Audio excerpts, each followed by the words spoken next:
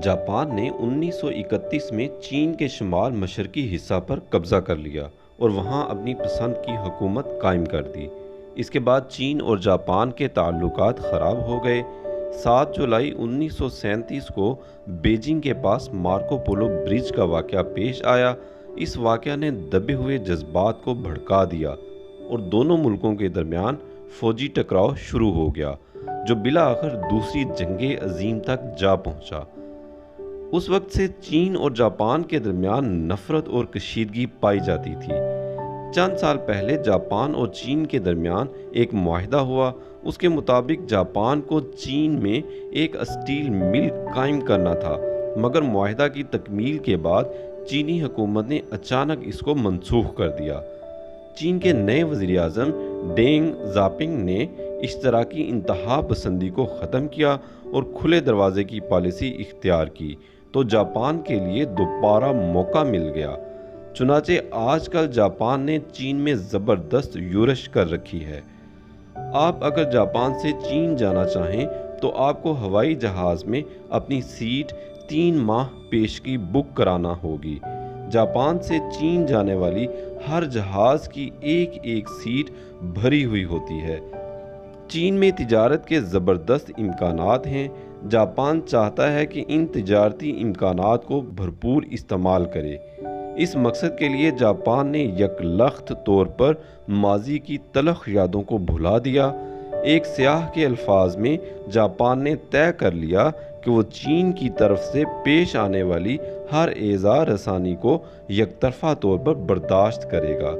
मज़कूरा सियाह ने लिखा है कि मेरे क़याम टोक्यो जून 1985 के ज़माना में रेडियो बीजिंग ने ऐलान किया कि चीन एक म्यूज़ियम बनाएगा जिसमें तस्वीरों के ज़रिया ये दिखाया जाएगा कि जापानियों ने चीनियों के ऊपर माजी में क्या क्या मज़ालिम किए हैं।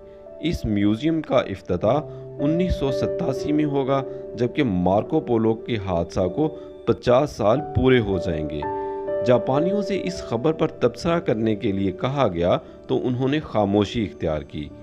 जब ज़्यादा जोर दिया गया तो उन्होंने जवाब दिया, you know our Chinese friends have a way of twisting our tails and appealing to our conscience.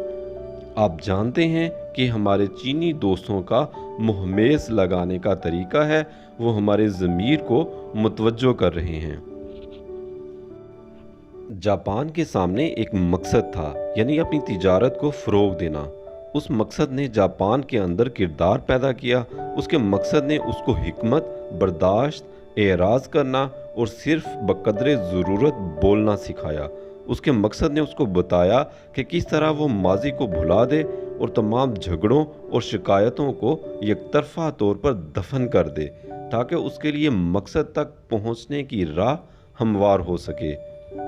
बामकसद ग्रोह की नफ्सियात हमेशा यही होती है, ख्वाह उसके सामने तिजारती मकसद हो या कोई दूसरा। और जब कोई ग्रोह ये सिफात खो दे तो ये इस बात की अलामत होती है कि उस ग्रोह ने मकसदियत खो दी है। उसके सामने चूँकि कोई मकसद नहीं, इसलिए उसके अफराद का कोई किरदार भी नहीं। मौजूदा ज़माना में हमारी कौम की सबसे बड़ी कमज़ोरी उसकी बेकिरदारी है। जिस मैदान में भी तजर्बा कीजिए, आप फ़ौरन देखेंगे कि लोगों ने अपना किरदार खो दिया है। उनके ऊपर किसी ठोस मंसूबा की बुनियाद नहीं रखी जा सकती।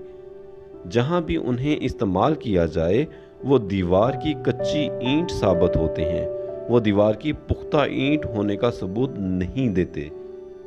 इस कमज़ोरी की असल वजह यही है कि आज हमारी कौम ने मकसद का शऊर खो दिया है।